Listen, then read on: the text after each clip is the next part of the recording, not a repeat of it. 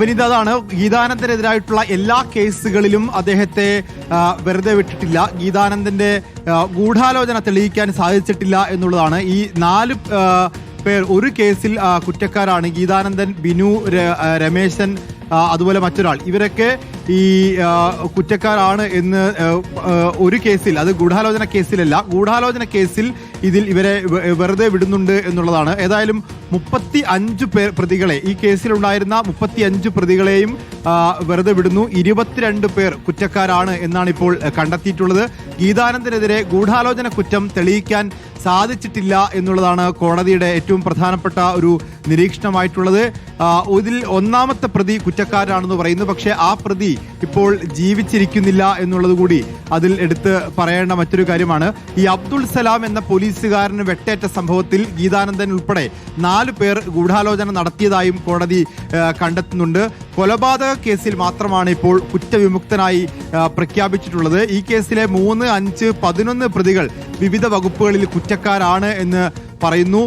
വിനോദിന്റെ കൊലപാതകവുമായി ബന്ധപ്പെട്ടത് കുറ്റം ചെയ്തത് ഒരാൾ മാത്രമാണ് എന്നുള്ളതും കോടതി എടുത്തു പറയുന്നു. ഈ പ്രതി ഇപ്പോൾ ജീവനോടെ ഇല്ല എന്നുള്ളതാണ്.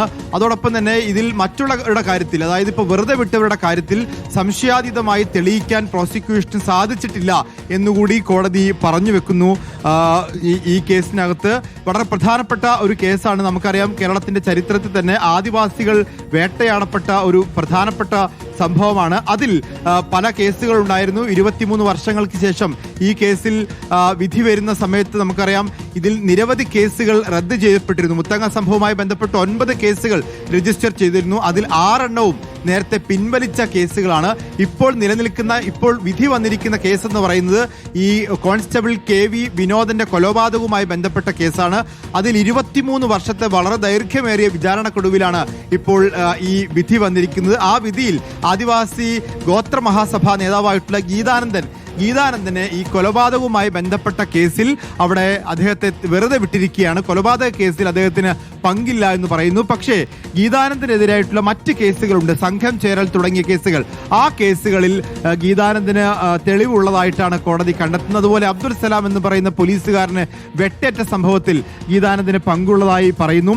2003 ഫെബ്രുവരി 19 ആ സംഭവം ഉണ്ടാവും. നമുക്ക് എല്ലാവർക്കും അറിയാം, 2001 മുതൽ തുടങ്ങിയ സമരമായിരുന്നു മുത്തങ്ങയിലെ ഭൂസമരം എന്ന് പറയുന്നത്. ആന്റണി സർക്കാരിന്റെ, അല്ലെങ്കിൽ അന്നത്തെ സർക്കാരിന്റെ ഒരു വാഗ്ദാന ലംഘനത്തിനെതിരെ CK ജാനുവിന്റെ നേതൃത്വത്തിൽ മുത്തങ്ങയിൽ തമ്പടിച്ച് മുത്തങ്ങയിൽ കുടിൽ കെട്ടി നടത്തിയ വലിയ സമരം.